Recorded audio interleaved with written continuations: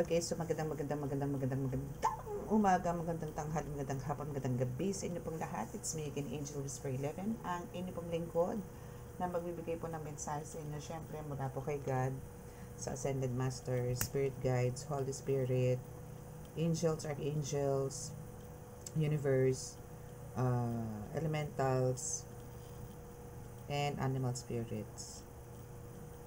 Okay, syempre nais ko po muna magpasalamat syempre sa inyo po, sa mga lagi po nakasubaybay ng ating YouTube channel, dito na nga lang. At sa mga new subscribers, maraming salamat po. At napili nyo po ito, maraming salamat po. And again, I'm a tarot reader, I'm an oracle reader, I'm a divine healer, and also a ritualist. So sa mga gusto pong magpabaklas, especially po ng mga gayuma, I'm here to help you. So, andyan lang po sa description box ang aking contact details para po ma-solve natin ang inyong mga problema. Pero yan po is may proseso po tayo ha, kasi po ang tinutulungan ko lang po is ang mga legal wife, legal husband, mga ganyan po. Okay? Okay lang naman po ang magka-live-in, basta po kayo po ay hindi kulasisi. Okay? Kasi po magkakasala din po ako sa Panginoon noon kung kukonsintihin ko po ang mga kabit. Okay? No to kabit. No to kabit. No to kabit. Okay? Gusto ko po maging ngayon, alam niyo po yung reading natin, gusto ko maging love. Gusto ko po maging love reading. Sana pagbigyan po tayo ng mga ating gabay na makapagbigyan naman po ko ng update sa inyo sa mga inyo pong karelasyon. Pero kung ano po yung ibibigay na reading na ito, itong mga cards na pinrepair ko po for you, yun po talaga ang kailangan yung marinig. Okay? So, again, sa mga makaka-resonate po nitong reading na ito is please, kung hindi pa ba kayo nakaka-subscribe, click nyo lang po ang subscribe button, paki-like and share, and paki-click ang notification bell para po updated kayo lagi sa ating reading. Okay? So, itong lately, ang mga nagiging reading po natin is about still may spiritual, may mga pa rin tayo, wisdom, words of wisdom pa din. But, andito po yung more on, wala na pong atake. More on, parang, alam niyo po, yung talagang realidad, kung ano po yung nangyayari sa buhay-buhay ng talagang each individual, yan po yung mga nangyayari. So, medyo malaliman po minsan yung mga mga sinasabi ko is, humihingi na po ako ng pasensya. Ano lang po tayo, let's be true, so wala pa tayong pakemi-kemi dito. Ako po yung humingi po ng pasensya. But again, hindi po ito para sa collective, is para po ito sa mga persons ninyo. Okay? So, kayo na po ang mag-adjust. Okay? So, ako po yung nagbibigay din naman po ng advice sa inyo for your clarity. Para maliwanagan din po kayo sa mga bagay-bagay. Okay? So, again, ito po is magsisilbing gabay po ito sa araw-araw.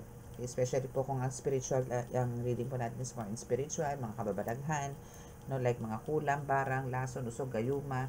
Yan, ito po is marami po kayong malalaman dito kung ano po yung mga signs na possible na kayo po yung may spiritual attacks. Okay? Maybe tomorrow, or later, baka talagang spiritual po tayo. Kung update po tayo, hindi po tayo ng update kung meron po mga spiritual attacks sa inyo. Kung yung po bang mga nararamdaman nyo physically is, ano po ba yan? Pure po ba na physically yan or may halo? Bukas, mamaya naman po yan. Okay, so let us pray.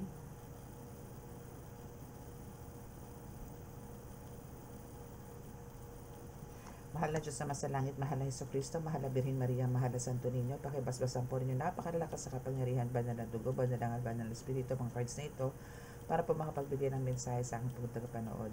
Naway kami po inyong bigyan ng kaligtasan, ilayo po sa mga kapahamakan, disgrasya sa kuna, at ano pong klase ng karamdaman na tukso, at bigyan po ng kagalingan lahat po ng may karamdaman. At ako po nanalangin din po na bigyan niyo po ng kagalingan ang lahat po may mga dinadalang karamdaman, lalong-lalo na po ang mga spiritual. Maraming salamat po. Amen.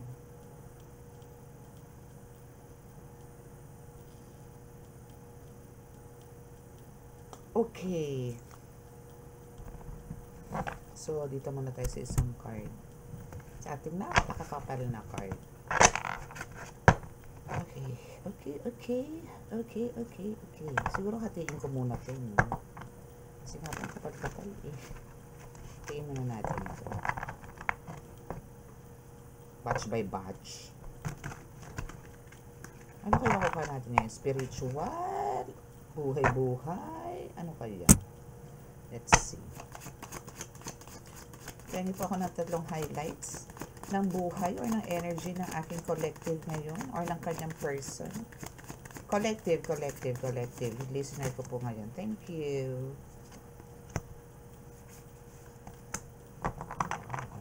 So within the few weeks daw, what is it? Ano ang meron sa iyo within a few weeks? The situation or event in question will develop or unfold within a matter of weeks. Wow! Ano to ah? Oh, there's a deeper meaning. Kala nga. Siyempre kukunin ko ng mga nakatihaya na to. Charan! Ayan. Okay, so dito naman tayo sa first card. Then, namaya na yung mga yarn. Okay, so dito naman tayo sa first card. So within a few weeks, the situation or event in question and belt will unfold in a matter of weeks. Okay.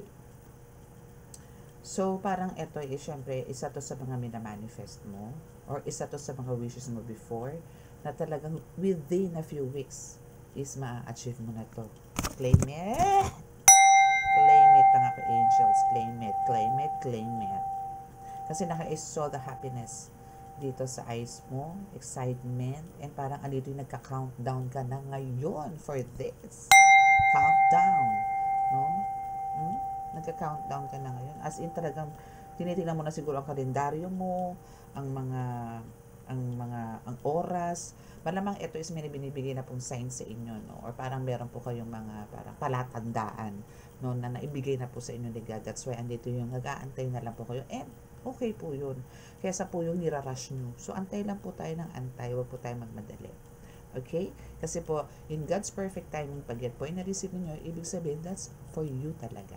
And, ibig sabihin po niyan, makakapag-start po kayo and kayang-kaya nyo pong palagawin yan. Or kayang-kaya nyo pong, panindigan kung ano man po yung inaantay ninyo na blessings from God. Okay? Okay, so we have this well. So this is a poso, no? Alam niyo yung poso, tubig, deep well, ganun. Since ang deep well po kasi, no, is paano po ba ang ano ng deep well?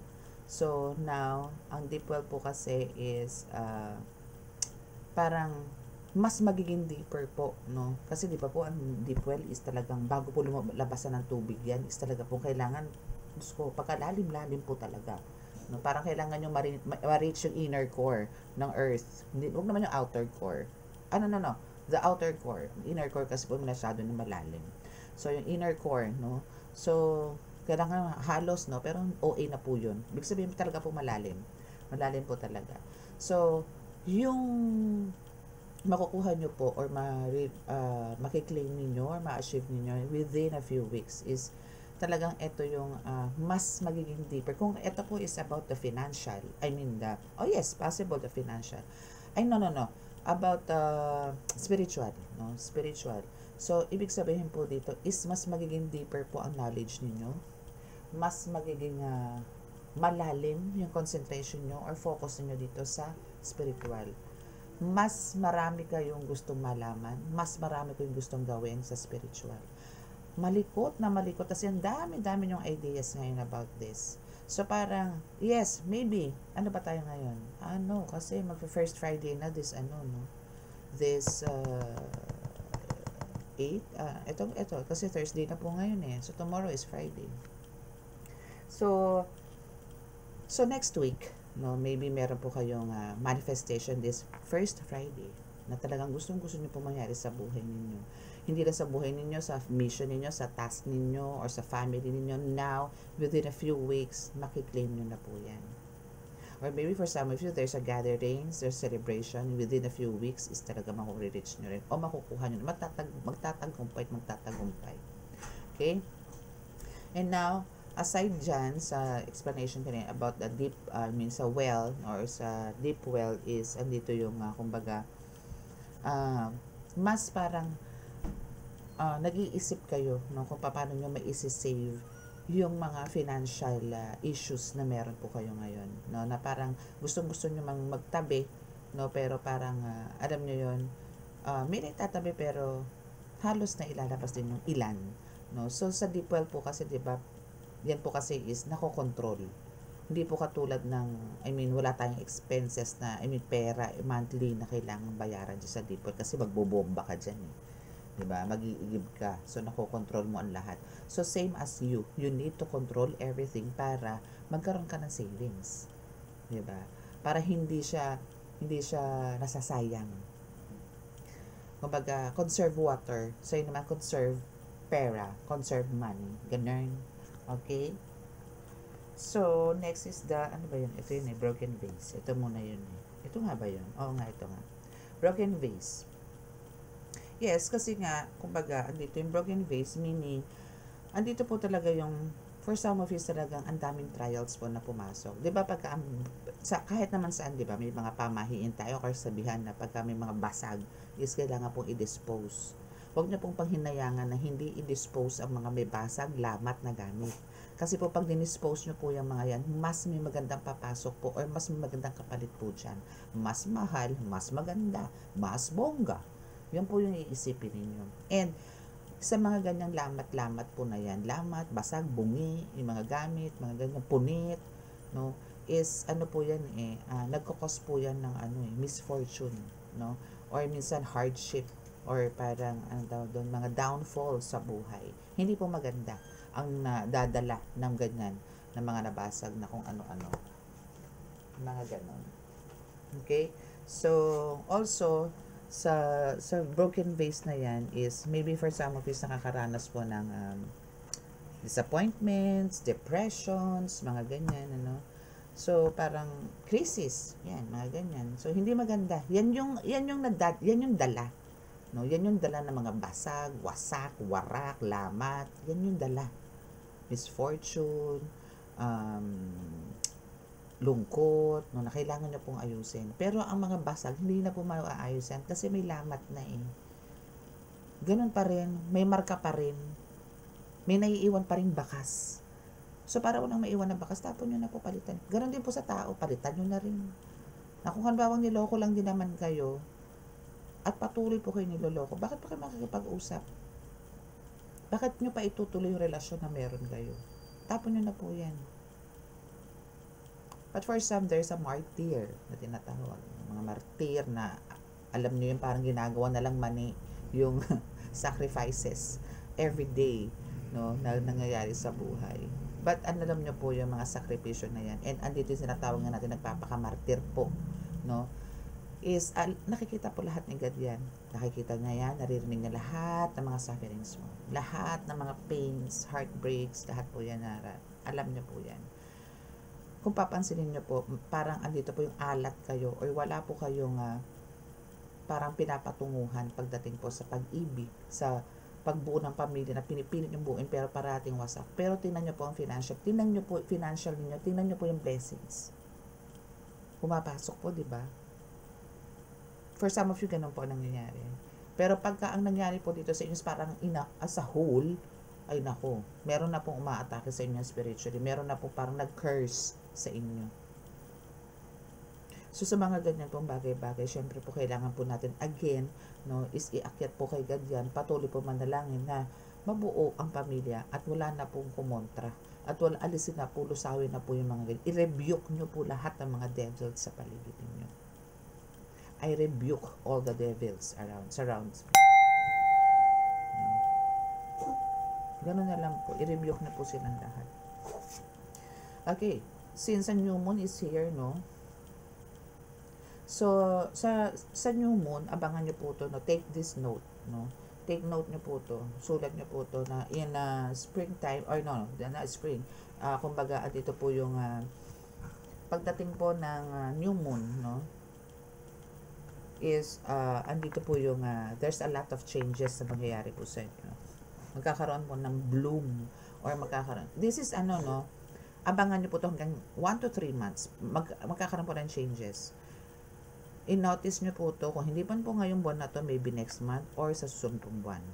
New moon po 'to mag-start. Okay? Sa new moon na 'yan is magkakaroon kayo ng new beginning din po ng buhay. Hindi na po magano makasalimuot ang buhay ninyo.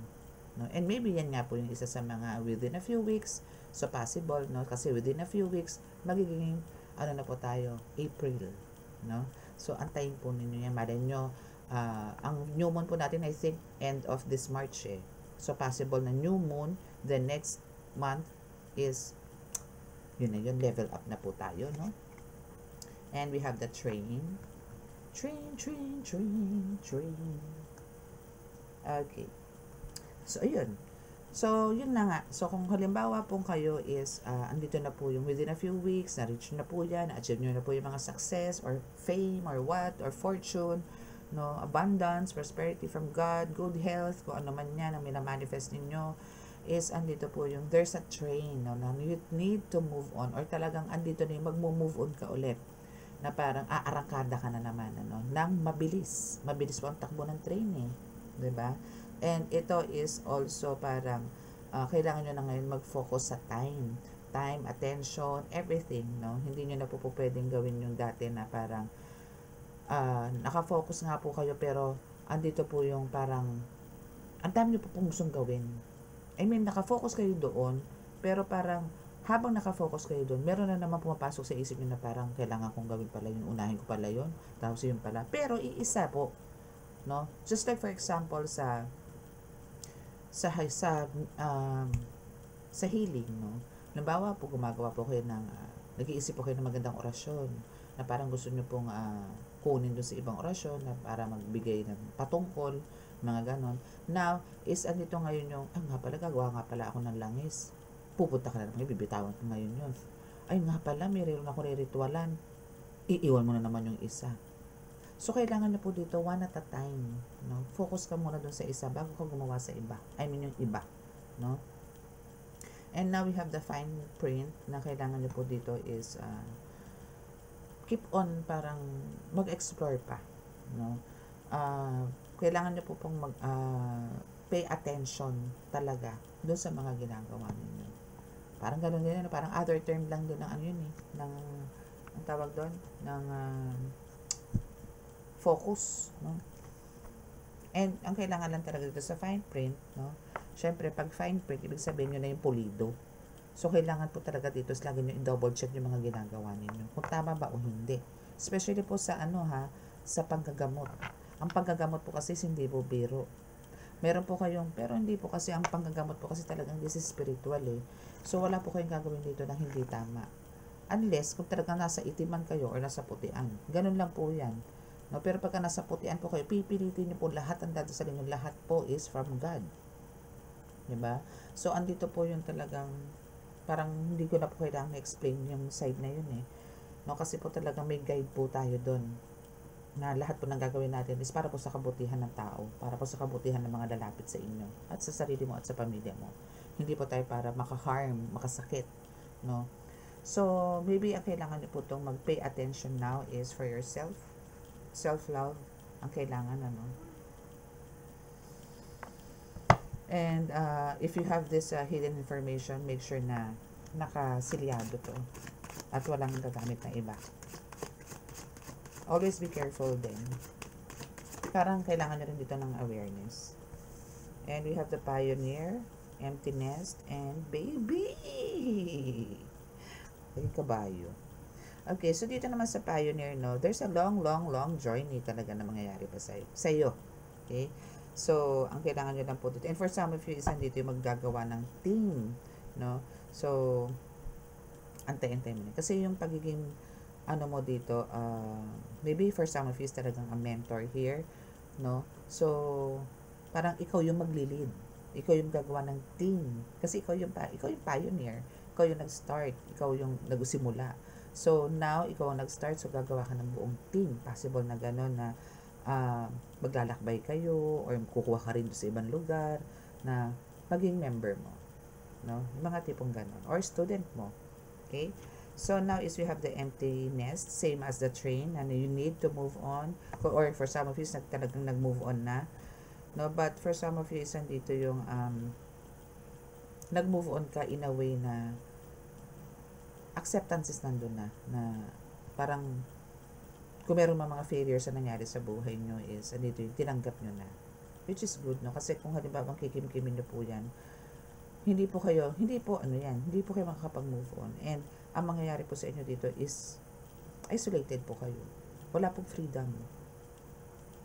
No, wala po kayong freedom dito. Ang kailangan niyo po dito sa emptiness na ito is, since you are empty at you feel alone, no, isang kailangan niyo po dito is to, alam niyo yun, make some adjustments na hindi katulad ng dati na may kasama nga ako, pero lahat naman to pabigat, or lahat naman to niloloko lang ako, lahat naman to sinasamantala ako, lahat to ginagamit lang naman ako. It's better to be alone with God, no, with God, no. So parang ito yung sasabihin mong, this is the new beginning of my life. So, kailangan ko mag-adjust with the guidance of God, with my angels, ganun, no? With your guides, no? Para magkaroon ka ng yung cycle ng buhay mo is magkaroon ng completion, no? Or parang consider mo to na ito na yung ending, ito na yung final, or ito na yung tuldok ng buhay ko na ay hindi ko na babalikan ever yung nakaraan ko. Mag-uumpisa ulit ako from scratch. Ganun po ang gawin ninyo. Okay? And dahil nga po sa new beginning na yan, ano, that's why lumabas para to si baby, no? Kasi ang baby is talagang innocent, no? So parang, alam mo yun, siyempre pag baby ka, hindi ka pa naglalakad, diba? Hindi ka pa naglalakad. Kumbaga, andito yung new beginnings. But there's a rapid growth, di ba? Ang bata po kasi napakabilis lumaki, parang hinihipan lang po ng hangin, di ba? Kumbaga nga sinapupuno pa lang yan, lead yan, pero pag nilabas mo yan, laki-laki. Magtataka ka paano nagkasya. Mga tipo, paano mo na ilabas. Yung mga ganun. Then after ilang days, ang laki-laki na, months, ang laki na. Parang iba po ang laki, iba po ang tubo ng bata ngayon. So this is a fresh start of yours, no, sa buhay mo. So kahit na nag-iisa ka, go lang. Nag-iisa ka man dito sa physical na mundo, dito sa material na mundong to, pero alam mo yung guides nyo, ang dami. Ang dami naman pong mag-guide sa inyo. You don't need them. You don't deserve them. No? Palakasin mo yung energy mo. Pataasin mo ang frequency, vibration mo. Okay? Okay. You have the unlimited potential, Grabe, Lakas mo dito. Lakas, ha? And we have the mirror. Mirror on the wall. Okay, so dito yung mirror. Mirror on the wall. On the wall. Okay, so though, kayo, no, kahit na halimbawa, sa paggawa po ng, I mean, if you are a mentor here, or maybe nag-start ka ng parang mag-share ng mga words of wisdom, ganyan, mga buhay ko na salita ng Diyos, no, or andito na yung nagka-counseling ka, public speaker ka, ganon, no. So lahat naman po tayo nakakaranas ng issues, no. So ang kailangan nyo lang po talaga dito, syempre, yung self-awareness, no? Always look yourself at the mirror, in the mirror, no, at the mirror for self-assessment. If you have this self-improvement or wala, ano ba nangyayari sa'yo? Ganon, no. And sometimes, make some comparisons na parang, hindi naman ako ganito dati, alam niyo yun, parang dati ang ganda-ganda ko, bakit ngayon parang kulubot na mukha ako. Yung mga ganon. Because of, andito nga yung, parang, you keep on pushing yourself doon sa mga bagay-bagay na hindi pa naman dapat sa'yo. And again, since andito nga po yung broken vase, so kailangan nyo pong i-let go yung mga taong nagbibigay sa inyo ng katandaan, ng kapangitan, at ng mga low energies. No, pagka alam niyo, pagka sinubukan niyo yung bitawan yung mga yan, magkakaroon kayo ng glow. Mag-glow up kayo. Okay? So, ang kailangan niyo rin po dito, syempre, is self-appreciation. Magtiwala rin po kayo sa sarili ninyo. Hindi po yung parang ang tinitingnan niyo na lang po lagi is yung iba. Bigyan niyo rin po ng worth yung sarili niyo. Self-worth, self-love, self-appreciation, self-care. Okay? Yan po ang mga kailangan ninyo. So, now it's time. It's time for action.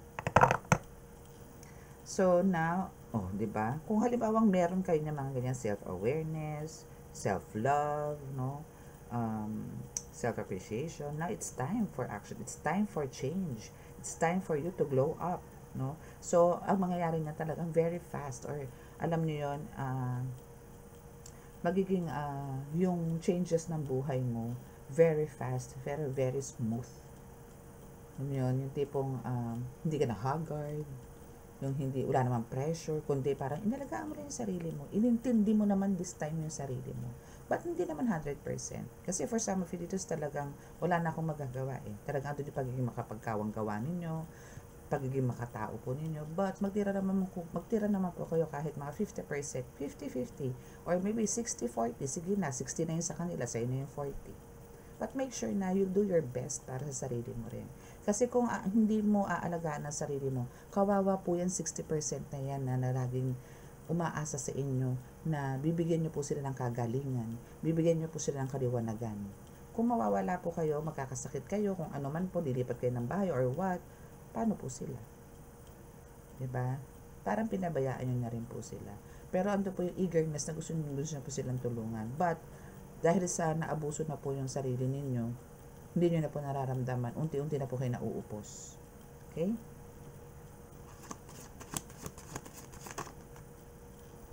No in reverse. The answer is no, the situation or event is not unfolding at this time. And it is reverse. So, big sabihin, it's a yes. So, it's all, it's all happening now in your life, yung changes. And dito yung talaga, there's a lot of possible and miracles sa mangyari po sa buhay ninyo this time. Ano na lang sumalabas eh.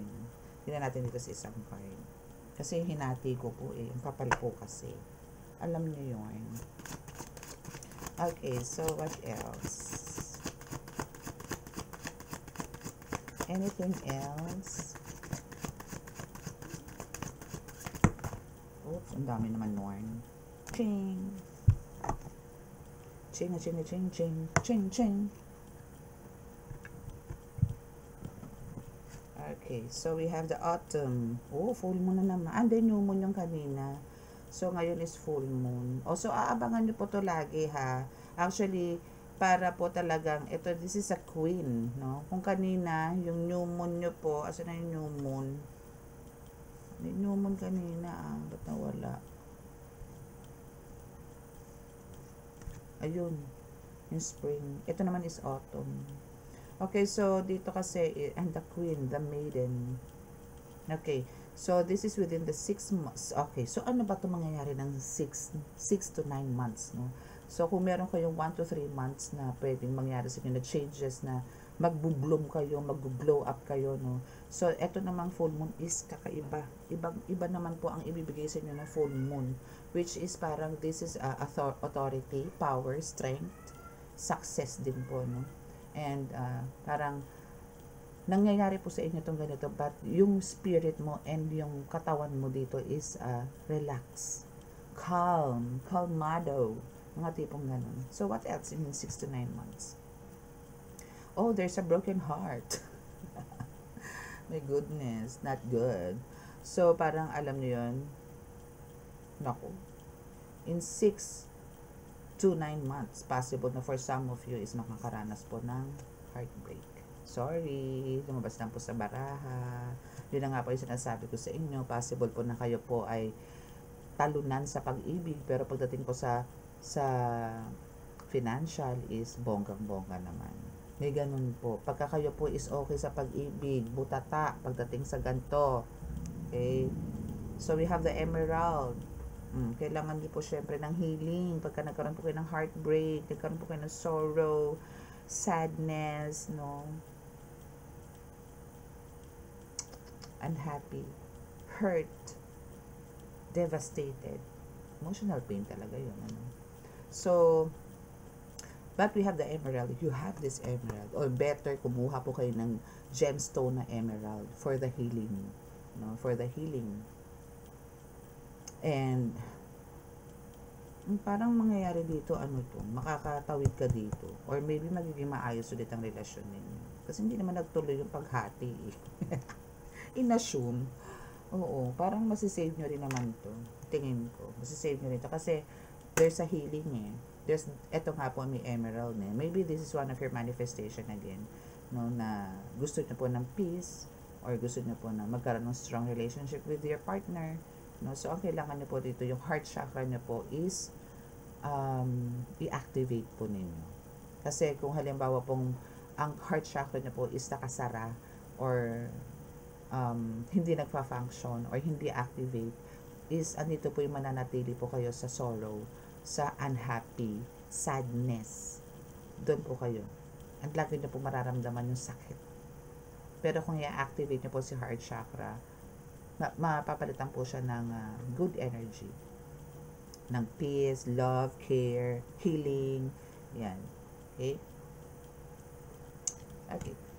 So, yun ha. That's a tip. No? Kailangan nyo po ng gemstone na emerald. Okay. So, we have the bonfire. So, sa bonfire is, syempre, andito po yung, diba? Kung halimbawa, syempre, may healing na, may gamot na, okay na ulit ang relasyon ninyo. So, eto na, it's about time to enjoy. No? So, andito ngayon yung maybe, andito na yung, ang kailangan, tingin ko ang nangyari sa inyo is parang wala po kayong, nagkakaroon po kayo ng miscommunication itong person mo. Hindi na kayo masyado nakikita, nag-uusap. O nakikita kayo, pero hindi na kayo wala pag-uusap. Parang tanguan na lang, kalabitan na lang, utos na lang. Yun na rin yung way of talking ninyo, way of communication ninyo. Yung mga needs na lang. Pero yung a deeper conversation or communication, wala eh.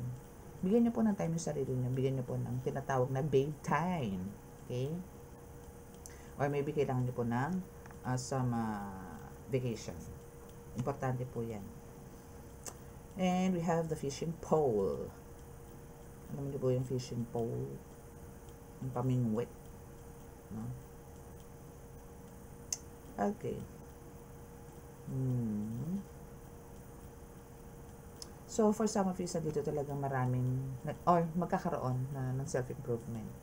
Marami pong parang magkakaroon sila ng regrets sa mga nangyari po sa kanila. And for some of you, kailangan din po ng, ang fishing pole po kasi is parang you need to communicate or you need to do this, no, yung connections sa nature, no, kasi po, di ba, fish is a nature, ang ilog or dagat is a nature, no, so, kailangan niyo po magkaroon ng connection doon, especially po sa water, no, para po magkaroon kayo ng,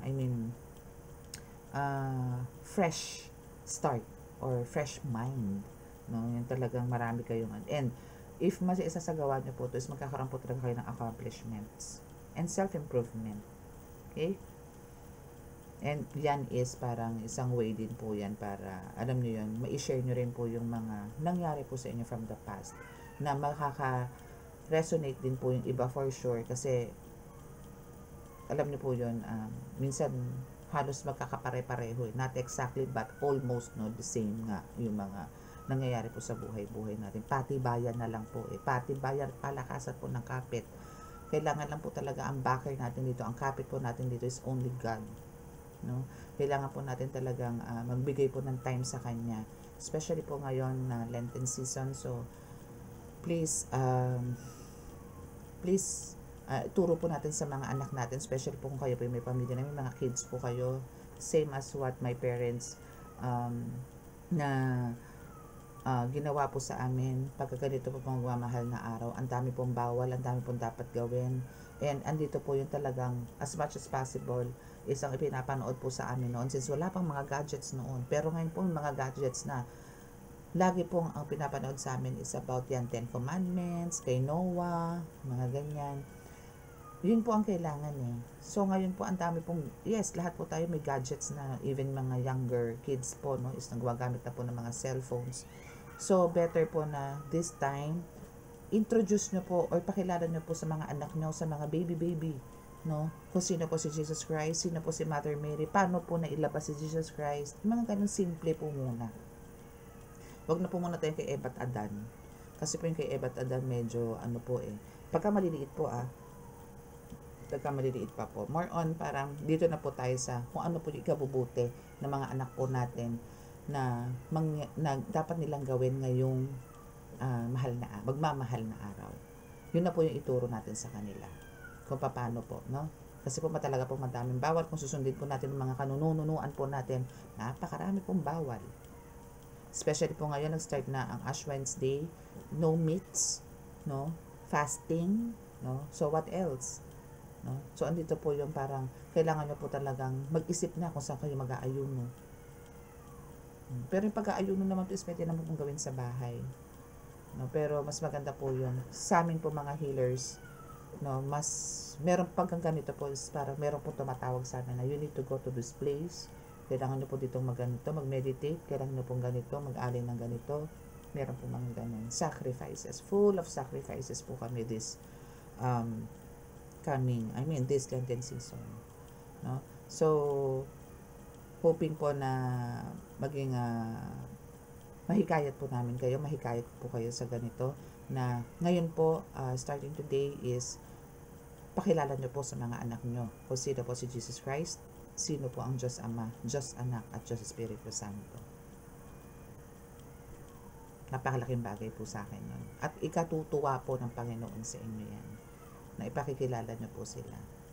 Tutukan nyo po sila sa kanilang panonood, kung panonoorin nyo po sila sa TV, sa Netflix, or what, no, sa YouTube. Then, ano nyo po sa kanila, ikwento nyo po sa kanila kung paano nangyari yung ganito, ganito, ganyan, paano na-crucify, paano pinahirapan, bakit pinahirapan, ano yung mga nagawa na iambag ni Jesus Christ, so nandito pa siya, nabubuhay pa siya as tao, no? Yung mga ganun po. Maantig po ang puso nila kasi mga bata pa po yan. Yearly po, gawin na po yan. Yearly. And isama nyo na rin po sila sa mga pagbisita iglesia. Huwag nyo pong isipin na sila ipabigat. Isama nyo po sila. Yan po ang mapapamana nyo sa kanila habang buhay, na generation to generation po. Na wala pong bayad, na wala pong, alam nyo po, it's a priceless. Na pwede nyo po yung pamana sa kanila. Okay? So, now sa mga naka-resonate po at hindi po nakaka-subscribe, please click the subscribe button, paki-like and share, click na notification bell para po kayo updated lagi sa ating reading.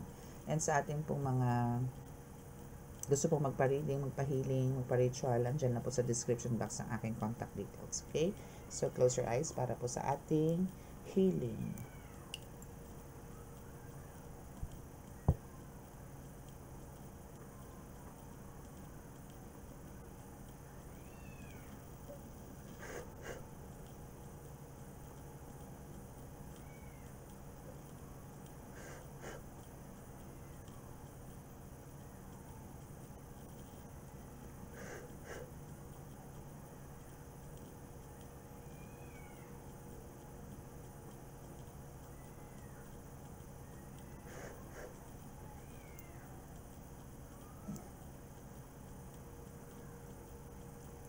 Okay, so maraming salamat po. God bless us all and love, peace, and hope.